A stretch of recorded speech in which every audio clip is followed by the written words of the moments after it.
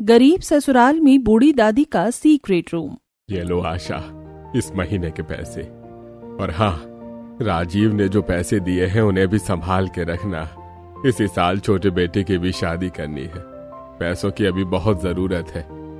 माँ, इस महीने मैं तुम्हें ज्यादा नहीं दे पाऊंगा, इसलिए आप ये 500 रुपए रख लो। वाह बेटा, माँ को 1000 से 500 रुपए देने लगा। जब तू छोटा था ना, तो तू मुझसे जितना मांगता था मैं उतना देती थी। आज 500 रुपए दे रहा है, कल को कहेगा कि बुढ़िया मरने वाली है, इसे 5 रुपए भी क्यों दो। ऐसा नहीं है माँ, और हर महीने तुम 1500 लेती तो हो। तुम करती क्या हो उन पैसों का? सर्दी हो या गर्मी, खाना हो, राशन हो या खर्च हो, आपकी दवाई हो, सारी चीजों का इंतजाम तो हम ही लोग करते हैं। आपका छोटा बेटा तो आपको देखने भी नहीं आता। आपको तो 1 रुपया खर्च नहीं होते, पर फिर भी आप हर महीने लड़कर 1500 मुझसे ले ही लेती है, और फिर राजीव से भी लेती है। यही दिन देखने को रह गए थे। जब आशा बहू आई थी तब भी तो तू बहू को नहीं, मुझे अपनी सारी सैलरी देता था।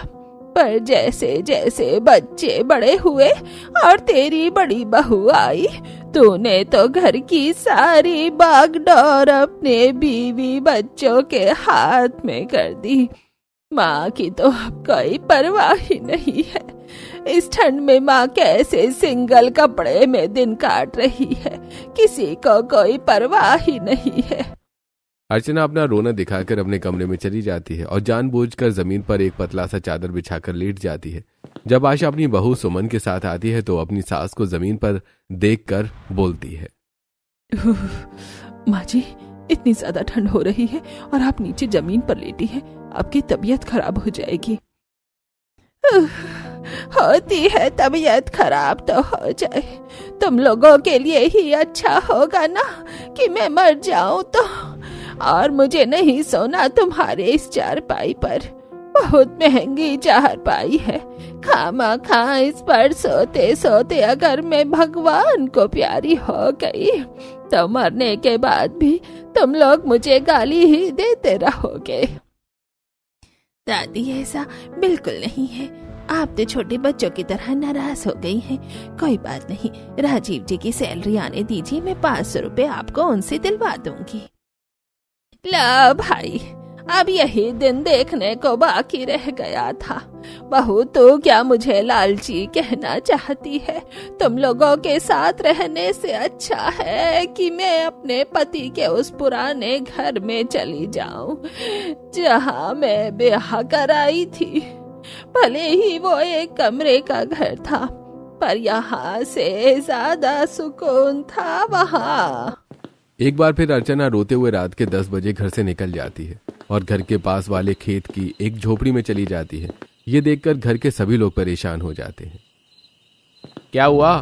मैंने अभी दादी जी को खेत वाली झोपड़ी में अकेले जाते हुए देखा। घर में फिर से कोई बात हुई है क्या?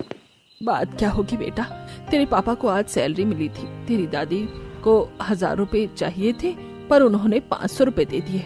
बस इसी बात पर नाराज बैठी है। जमीन पर बिस्तर लगाकर सो रही थी और जब हमने कहा कि चारपाई पर सो जाओ तो और ज्यादा भड़क गई। बस इन्हें बहाने चाहिए होते हैं हम लोगों से लड़कर पैसे लेने के और अपने छोटे बेटे को देने के। छोटा बेटा कभी कुछ करता धरता तो है नहीं, हमारे टुकड़ों पर पल रहा है। आज तक अलग होने के बाद भी इन्होंने अपने छोटे बेटे के प्रति ही लाड प्यार दिखाया है। हमारे घर का खाती है पर घर अपने छोटे बेटे का भरती है। गई है झोपड़ी में रात गुजारने तो रहने दो उसे कुटिया में ही सारी रात। अब मनाने की जरूरत नहीं है उसे। दादी, आप लोग तो मुझे कहते हो कि मैं बात सीती हूँ, पर सीती तो बड़ी दादी है। मैं तो ऐसे कभी नहीं किया घर छोड़ के। दादी तो 5 साल के बच्चे की तरह करती है, एक बार भी नहीं सोचती कि उनकी इन हरकतों का राजू पर क्या असर पड़ेगा। जहां घर के सभी लोग घर के बाहर खड़े होकर अर्चना की इस हरकत से परेशान होकर आपस में बातें कर रहे होते हैं, तो वहीं अर्चना अपनी कुटिया में जाकर अपने पति की फोटो से बात करती है।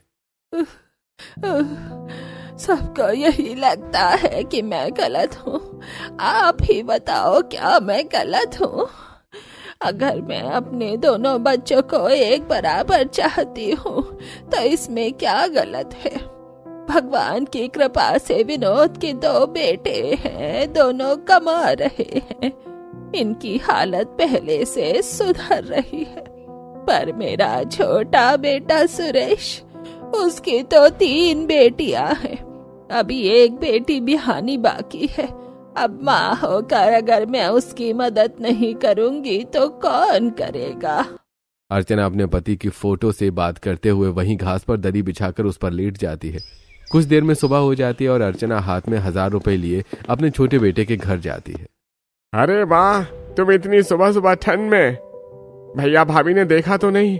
अगर उन्होंने देख लिया तो आप मेरे घर आई हैं हमसे मिलने, तो फिर वो नाराज हो जाएंगे। जिसको नाराज होना है होने दे। बंटवारा तुम दोनों ने अपनी मर्जी से किया था, मैं तो चाहती ही नहीं थी कि मेरे बच्चों का बंटवारा हो।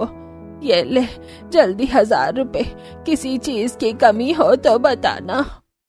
माँ जी, ये 1000 रुपए आपको जेठ जेठानी ने दिए हैं, आप हर महीने आकर हमें मत दिया करो। इन्हीं सब के चलते हमारे बीच में दूरी आई है और मुझे भी ये सही नहीं लगता है। तू चुप कर, क्या सही है और क्या गलत है तू मुझे मत बता। जब तुम दोनों भाइयों में बंटवारा हो रहा था तो क्या मुझे नहीं पता था कि कितनी चालाकी से अच्छी महंगी और रोड वाली जमीन तेरे जेठ जेठानी ने ले ली, और तुझे क्या दिया। इसलिए उनके हिस्से में मैं चली गई और मैं अपने बच्चों से उसकी कमाई ले सकती हूँ। आखिर मैंने उन पर इतने पैसे लगाए भी तो हैं। दादी आप कितनी अच्छी हैं, काश की बड़ी मम्मी पापा भी इतने अच्छे होते। अरे मेरा बच्चा, वो भी अच्छे हैं, बस कुछ लोगों की बातों में आ गए हैं। अच्छा अब मैं चलती हूँ। अर्चना 1000 रुपए अपने छोटे बेटे बहू को देकर घर के लिए निकल पड़ती है। आशा की पड़ोसन शोभा ये सब देख लेती है और अर्चना के घर पहुंचने से पहले ही आशा के कान भरने पहुंच जाती है। आशा बहन, कितनी ज्यादा ठंड हो रही है ना, पर मुझे लगता है तुम्हारी उस बढ़िया सास को जरा भी ठंड नहीं लगती। मैं तो खेत गई थी लकड़ियाँ लेने, पर मैंने देखा कि तुम्हारी सास तुम्हारे देवर देवरानी के घर गई है और शायद कुछ पैसे दे रही थी। लगता है उन्हें पैसों की फिर से जरूरत पड़ गई। मुझे तो पहले से ही पता था। दादी रात के 10 बजे खेत की उस झोपड़ी में इसीलिए गई थी ताकि वो सुबह घर आने से पहले चुपके से चाचा को पैसे देकर आ सके। सही कहती है माँ, बिल्कुल पैसे हमसे लेती हैं और घर अपने छोटे बेटे का भरती हैं। सही कह रहे हो बेटा, तुम्हारी दादी की आदत बहुत खराब है। देख लेना जब वो मरेंगी ना तो 1 गिलास पानी भी नसीब नहीं होगा उस बुढ़िया को। शोभा आशा और उसके परिवार को और भी ज्यादा भड़काकर वहां से चली जाती है और जब अर्चना घर आती है तब माँ, तुम्हें ठंड नहीं लगती है क्या? अरे छोटे बेटे से इतना प्यार है कि बिना ठंड की परवाह करे इस उम्र में भी तुम उसके घर पहुंच गई। तुम्हें क्या लगा तुम जाकर अपने बेटे को हमारी कमाई दे दोगी और हमें पता भी नहीं चलेगा? कौन सी कमाई? तुम्हारे घर से पैसे चुरा कर ले गई थी क्या मैंने अपने पैसे अपने बेटे को दिए हैं। मैं अपने पैसे तुझे दूं, अपने पोते को दूं या अपने छोटे बेटे को दूं? तू कौन होता है मुझसे हिसाब मांगने वाला? छोड़ दीजिए इन्हें, हमारी बात इन्हें कभी समझ नहीं आने वाली। सुबह सुबह फिर से आशा के घर में कलेश हो जाता है, जिसके बाद अर्चना मुंह बनाकर अपने कमरे में चली जाती है। ये सब देखकर घर वाले फिर से परेशान हो जाते हैं, जिस पर सुमन अपने घर वालों से कहती है, जब दादी जी को ज्यादा प्यार चाचा चाची से है तो इन्हें उन्हीं के घर छोड़ाओ ना। यहाँ सिर्फ खाना खाने की वजह से हर वक्त घर में खिचखिच होती है। अगले महीने देवर जी की पढ़ाई पूरी हो जाएगी और फिर 2 महीने बाद उनकी शादी है। बताओ जरा, नहीं बहू कैसे ये सब झेलेगी? नहीं कर सकते बहू। जब जमीन का बंटवारा हो रहा था तो हमारे हिस्से में ज्यादा जमीन आई थी, इसीलिए माँ भी हमारे हिस्से में आई। मुझे तो कभी कभी लगता है कि वो इस चीज का बदला लेती हैं हमसे। बुढ़िया तो किले की हड्डी बन गई है, ना निकलते बन रहा है और ना ही उगलते। सभी घर वाले एक के साथ मिलकर अर्चना के बारे में बातें करने लगते हैं। ऐसी समय गुजरता है और जब भी अर्चना की अपने घर वालों से बहस होती, वो न दिन देखती न रात और कड़ाके की ठंड में ही घर से निकल जाती, जिससे घर वाले काफी परेशान होते। समय बीतता है और बहुत जल्दी सुमित की पढ़ाई पूरी हो जाती है और 2 महीने बाद उसकी माया नाम की लड़की से शादी हो गई। बहू, तुम बहुत खुशकिस्मत हो कि तुम इस घर की बहू बनी। दीदी जल्दी से बहू रानी का गृह प्रवेश करवाओ। बहुत ठंड हो रही है बाहर, देखो तो जरा बहू कैसे कांप रही है ठंड में। अगर तुम बकबक करना बंद करोगी तभी तो मैं अपने घर की नई बहू का गृह प्रवेश करवा पाऊंगी। तो बहू, तो क्यों उसकी बातों पर ध्यान दे रही है? तू अपने काम से काम क्यों नहीं रखती? और बड़ी बहू, तो क्या खड़ी खड़ी मुंह देख रही है? जाकर आलता की थाला बहू कलश गिराकर गृह प्रवेश करेगी। कुछ ही देर में आशा अपनी बहू का गृह प्रवेश करवाती है। जब करिश्मा और अनीता नई बहू से बात करने के लिए आती हैं, तो आशा और सुमन आकर उनसे कहती हैं, चाची जी, बहू इसी घर में रहेगी, कहीं नहीं जा रही। रात ज्यादा हो गई है और ठंड भी है। मेरी देवरानी को ठंड लग रही होगी। मुझे लगता है कि अब आप लोगों को भी अपने घर जाना चाहिए। सुमन बहू, कैसी बातें कर रही हो तुम? कौन सा घर दूर है? और वैसे भी अब ये भी इस घर की बहू है। अगर तुम्हारी चाची सास तुम्हारी देवरानी से थोड़ी देर बात कर लेंगी तो क्या ही हो जाएगा। सुमित्रा बहू, तुझे नहीं पता, ये लोग बहुत डरपोक और शक्की हैं। इन्हें लगता है कि हर कोई इनके घर के लोगों के कान ही भरता है। इन्हें डर है कि छोटी बहू कहीं मेरी आशा बहू की तरह न निकले और आते ही अपनी चाची सास की बात सुनकर बंटवारा ना कर ले। दादी, आप तो बाल की खाल निकालने लगती हैं। मेरी बीवी तो चाचा चाची का भला ही चाहती थी बस। अगर तेरी बीवी इतना ही भला चाहती थी तो शादी में थोड़ा खर्चा कम कर लेती। क्या जरूरत थी इतने महंगे कपड़े लेने की और बच्चों को दिलाने की? सारा फिजूल खर्च किया है। और घर को देखो, इतने में तो मेरी बहुरानी भी नहीं सजी है जितना इन्होंने घर सजा रखा है। पर भाई, मुझे क्या, मुझसे थोड़ी ना पैसे लिए थे, उनके पैसे थे, उड़ा दिए जितने उड़ाने थे। दादी, बात को जाने दीजिए, हमें वैसे भी लेट हो रहा था। भाभी, हम चलते हैं, फिर कभी आपसे मिलने के लिए आएंगे। हाय भाई, ऐसे शुभ मौके पर भी इस घर में तो एक दूसरे को ताने ही कसे जा रहे हैं। इतना बोलकर सुमित्रा वहां से चली जाती है, जिसके बाद माया अपने पति सुमित के साथ कमरे में जाती है और घर में चल रहे माहौल के बारे में पूछती है। माफ करना, पर मुझे कुछ समझ में नहीं आया, घर में चल क्या रहा है? क्या बताऊं तुम्हें, मैं तो खुद परेशान हूँ अपने घर से। कई साल पहले चाचा और पापा के बीच में बंटवारा हुआ था। पापा ने कुछ जमीन हिस्से में ज्यादा ली क्योंकि उनका कहना था कि पापा की मदद उन्होंने की थी, पर दादी चाहती थी कि दोनों में बराबर का बंटवारा हो, जो कि हो पाया। इसलिए जब दादी की बारी आई तो दादी ने खुद हमारे हिस्से में आने का सोचा और हमारे हिस्से में आकर इस तरह रोज के ड्रामे करती हैं और चाचा जी की मदद करती हैं। बस यही बात माँ और पापा को पसंद नहीं है। हमेशा दादी चाचा चाची के लिए मरती आई हैं, जबकि उनकी देख रेख हम कर रहे हैं। अगर चाचा चाची के पास होती ना दादी तो अब तक जिंदा भी नहीं रहती। सारी बात सुनने के बाद माया और सुमित भी सो जाते हैं।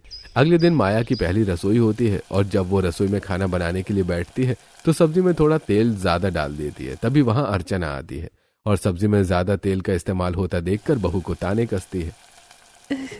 बहू, तुम भले ही अमीर खानदान से होगी पर हम नहीं हैं।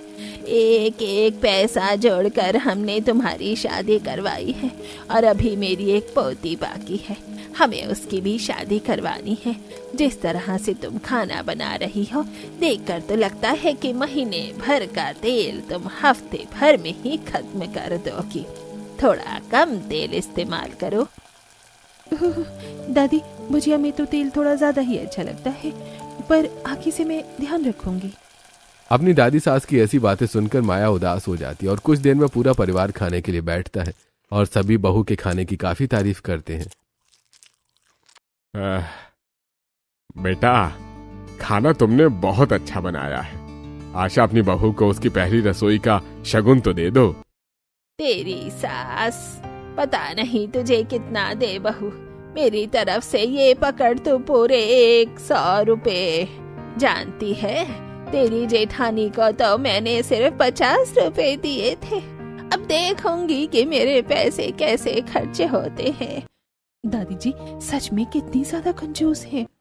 दादी जी का नेक देखकर सब हंसने लगते हैं और इसी तरह देखते ही देखते एक महीना बीत जाता है। अब सर्दियां भी कम हो जाती हैं। ऐसे ही एक दिन।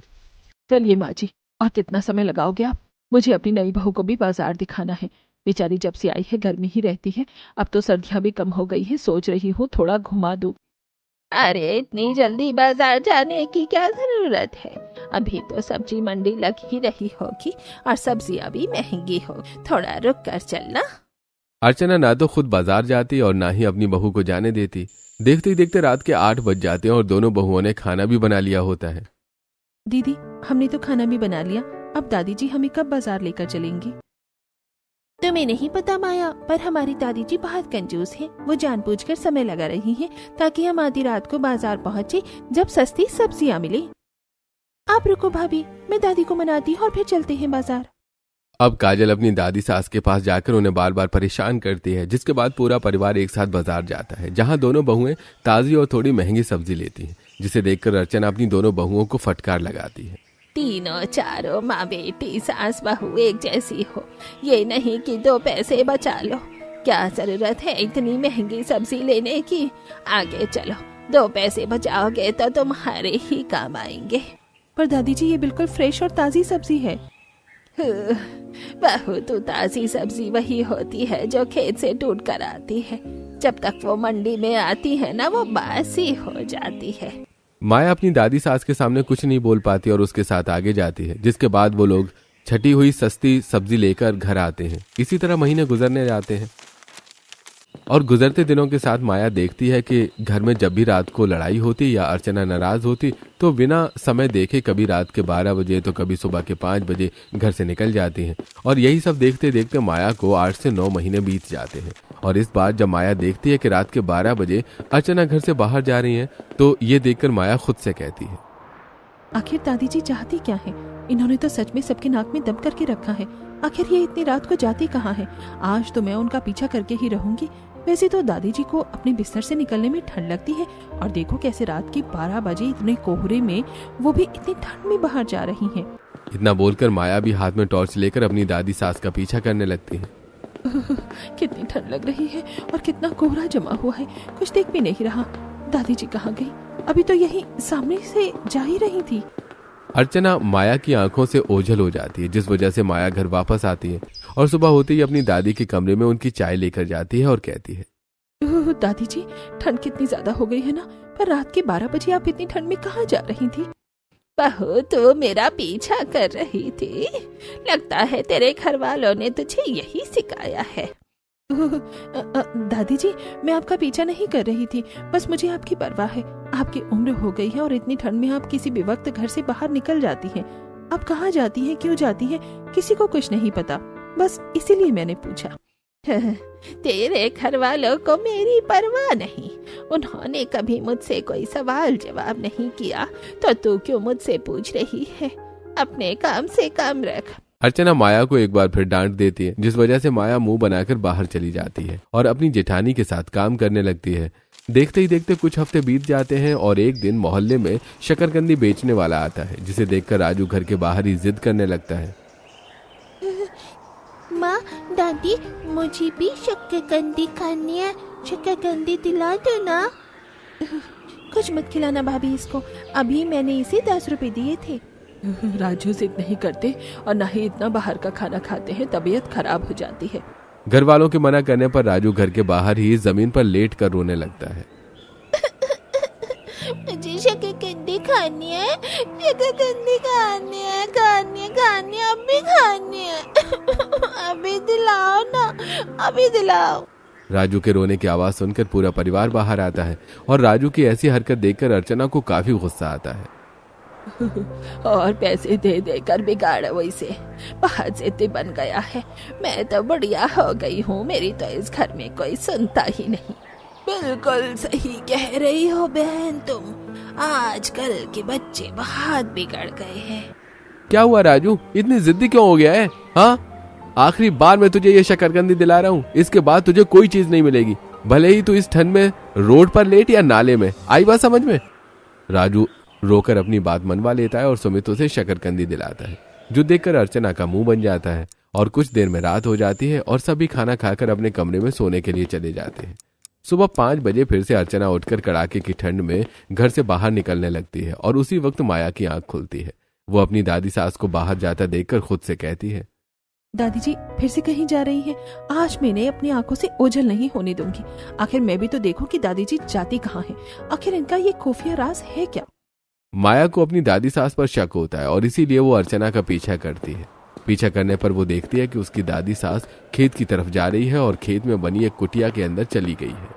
अच्छा, तो ये है दादी की सीक्रेट कुटिया जहाँ दादी आती हैं। आखिर इस कुटिया में दादी जी ने ऐसी क्या चीज छुपा रखी है जो सबकी नजरों से बचते हुए यहाँ आती है?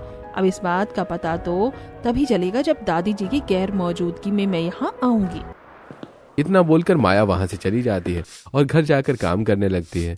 कुछ देर में वो दादी सास के कमरे में जाती है और जब उनका बिस्तर ठीक करती है तो उसे तकिए के नीचे एक चाबी मिलती है। वो जल्दी से चाबी लेकर घर की तिजोरी, संदूक और दरवाजों को खोलने में लग जाती है, पर किसी में भी चाबी नहीं लगती। आखिर ये चाबी है किस चीज की? अब तो बस दादी जी का ये बक्सा रहता है खोलने को। क्या पता ये इसी की चाबी हो। इतना बोलकर इस बार जब वो अपनी दादी जी का संदूक खोलने की कोशिश कर रही होती है तभी दादी जी आ जाती हैं और उसके हाथ से चाबी छीन कर कहती हैं, ये चाबी कहाँ से मिली तुझे और तू मेरा संदूक क्यों खोल रही थी? आप गलत समझ रही हैं दादी जी। मैं तो आपका बिस्तर ठीक कर रही थी तो तकिए के नीचे ये चाबी मिली। मुझे नहीं पता था ये किस चीज की चाबी है, इसलिए तो मैं बस चेक कर रही थी। इस घर के लोगों को बहुत अच्छे से जानती हूँ मैं। तुझ में भी कोई काम नहीं है। आइंदा से मेरे सामान को हाथ मत लगाना। अर्चना माया को डांटकर अपने कमरे से भगा देती है, जिस वजह से माया का मुंह बना रहता है। शाम को घर की औरतें उसका मुंह देखकर उससे कहती हैं, क्या हुआ भाभी, आजकल आपका भी बड़ा मुंह बना रहने लगा है? आप लोगों को नहीं लगता कि दादी जी हमसे कुछ छुपा रही हैं? उन्होंने अपना एक सीक्रेट घर भी बना रखा है। आज मैंने उनका पीछा किया था, वो उस कुटिया में गई थी। तुम बेकार ही परेशान हो रही हो। वो दादी की कुटिया नहीं, उनका पुराना घर है। देवर जी ने बताया होगा। ये तो बंटवारा होने के बाद हम इधर आ गए, वरना वो एक कमरे का ही ससुराल था। वहाँ पर दादा ससुर जी की यादें हैं, इसलिए वो अक्सर वहाँ जाती हैं। इसलिए हम भी कुछ नहीं बोलते। अपने घर वालों की बातें सुनने के बाद भी माया का शक खत्म नहीं होता। वहीं रात आज 2 बजे अर्चना उस कुटिया में जाती है और सारी घास हटाकर नीचे का दरवाजा खोलती है। वो सीढ़ियों से उतरकर एक कमरे में जाती है जो कि काफी साफ सुथरा और सामान से भरा हुआ था। यहाँ आकर कितना सुकून मिलता है। आप ही बताइए जी, मैं जो कर रही हूँ क्या वो गलत है? अब तो शरीर भी साथ नहीं दे रहा। अब तो जब मेरे मरने का समय आएगा तो मरने से पहले मैं अपने सभी बच्चों को अपने और आपके साथ मिलकर बनाए गए इस सीक्रेट कमरे का राज खोलूंगी, जिसे मैंने बरसों से छुपा रखा है सबसे। और ये भी बता दूंगी कि मैंने उनसे इस सीक्रेट रूम के बारे में क्यों छुपा के रखा। आज ठंड काफी ज्यादा थी, इसलिए अर्चना को बुखार चढ़ जाता है। अर्चना सुबह घर जाती है और घर आते ही बिस्तर पर लेट जाती है। दादी जी को बीमार देखकर सभी परेशान हो जाते हैं और माया के दिमाग में अब भी कुछ चल रहा होता है और वो मौका देखकर अपनी जेठानी से कहती है, दीदी, दादी बीमार है और उनकी एक्स्ट्रा चाबी मेरे हाथ में है। यही सही मौका है, एक बार देख कर आते हैं कि कुटिया में है क्या, जो वो किसी भी वक्त यहाँ पहुँच जाती है। वहाँ घास और कूड़े के अलावा कुछ नहीं है, पर तुम्हें यकीन नहीं है तो चलो अपनी आंखों से देख लेना। माया के दिल की तसल्ली के लिए सुमन उसके साथ ठंड में कांपते हुए खेत जाती है। जब वो दोनों कुटिया में जाते हैं तो चारों तरफ सूखी घास और गंदगी होती है। इस गंदगी में दादी जी सारी रात बैठती कैसे हैं? मैं तो यहाँ 1 घंटा ना बैठूं। तुम्हें ही दादी का सीक्रेट घर देखना था, देख लो। क्या पता दादी ने यहीं कहीं अपना खजाना छुपा रखा हो। जो पैसे वो हमसे लेती है इतने दिनों से, आज तक किसी को पता नहीं चलने दिया उन्होंने कि वो पैसे रखती कहाँ है और किसके लिए रख रही हैं। मुझे तो लगता है पैसे चाचा जी की जेब में भर रही होंगी। शायद आप सही कह रही हैं। बेकार ही हमने यहाँ आकर समय गवाया। घर चलते हैं। कुटिया के अंदर माया को कुछ नहीं मिलता, जिस वजह से वो दुखी हो जाती है और अपनी जेठानी के साथ घर आती है। इसी तरह 10 दिन बीत जाते हैं और इन 10 दिनों में अर्चना की तबीयत और भी ज्यादा खराब हो जाती है, जिस वजह से विनोद अपने छोटे भाई और उसके परिवार को घर बुलाता है। माँ, तुम्हें अचानक क्या हो गया? इसीलिए मैं तुम्हें कहता था इतनी ठंड में बाहर मत जाया करो। अरे बेटा, अब मेरी उम्र हो गई है, अगर मैं घर में भी बैठी रहती ना तो भी बीमार पड़ जाती। अब जो आया है एक ना एक दिन तो उसे जाना ही है। माँ जी, आपको कुछ नहीं होगा, हम हॉस्पिटल लेकर चलेंगे आपको। मुझे कहीं नहीं जाना, बस मुझे अपने पूरे परिवार को एक साथ देखना है और तुम लोगों को अपने सीक्रेट रूम के बारे में बताना है। क्या सीक्रेट रूम? क्या सीक्रेट रूम? सीक्रेट रूम का नाम सुनते ही सभी हैरान हो जाते हैं, जिसके बाद अर्चना सबसे कहती है, ज्यादा हैरान होने की जरूरत नहीं है। ये सीक्रेट रूम वही है जिसमें तुम दोनों भाइयों का बचपन बीता था। बचपन में तुम दोनों भाइयों में कितना प्यार था। मेरा छोटा बेटा अपने बड़े भाई के बिना कभी आगे नहीं बढ़ पाया। विनोद, तू नहीं जानता, पर तेरा बिजनेस चल सके और तू अच्छा कमा सके, इसीलिए तेरे भाई ने अपना काम छोड़ दिया और जो तेरे पिताजी ने तुझे बिजनेस के लिए पैसे दिए थे वो तेरे छोटे भाई के थे और इसने मुझसे कसम दी थी, पर अब तो मैं मरने वाली हूँ। क्या करूँ इस कसम को पूरा करके? नहीं माँ, ऐसे मत बोलो। अर्चना की ये बात सुनकर सभी हैरान हो जाते हैं, जिसके बाद अर्चना सभी को अपने सीक्रेट रूम का सच बताती है। सहरा कंजूसी भी करती थी। माँ, तुमने ये सच पहले क्यों नहीं बताया हमें? माफ कर दो, हम तुम्हें हमेशा बुरा समझते रहे। आपको कुछ नहीं होगा, आपके दोनों बेटे हैं ना आपके साथ। सच्चाई जानने के बाद सभी को अपनी गलती का एहसास होता है और वो लोग अर्चना से माफी मांगते हैं, पर अर्चना अपना दम तोड़ देती है। उसके गुजर जाने के 13 दिन बाद सभी लोग चाबी लेकर उस कुटिया में जाते हैं और सारी घास हटाकर कारपेट हटाते हैं और उन्हें खुफिया दरवाजा दिखता है, जिसे खोलकर वो सीढ़ियों के द्वारा नीचे जाते हैं और देखते हैं कि छोटी सी अलमारी रखी है, साथ ही तिजोरी भी। उनमें काफी सारे पैसे, सोना चांदी और घर के पेपर्स रखे हैं। माँ ने बिल्कुल सच कहा था, माँ ने हमेशा हमारा भला चाहा। अब समझ में आया दादी जी यहाँ क्यों आती थी। यहाँ कितना सुकून है और हमारे घर में कितनी अशांति है। हम सबकी नजरों में दादी चढ़ी हुई थी, हमने उन्हें कितना गलत समझा। आज उनके जाने के बाद उनकी अहमियत का पता चल रहा है। मुझे माफ करना अनीता, तुम्हारे पति की ही बदौलत आज हम यहाँ तक पहुँच पाए हैं। वो बात अलग है कि इनका बिजनेस नहीं चल पाया, पर तुमने हमारी कितनी मदद करी और फिर भी हमने तुमसे दुश्मनी निभाई। बंटवारे के समय भी महंगी और अच्छी जमीन हमने ले ली और तुम्हें कुछ नहीं दिया। ऐसा मत बोलिए दीदी, जो हुआ उसे जाने दीजिए। बस माँ की आखिरी इच्छा हमें पूरी करनी चाहिए। अब हम मिलकर रहेंगे, वो भी एक साथ।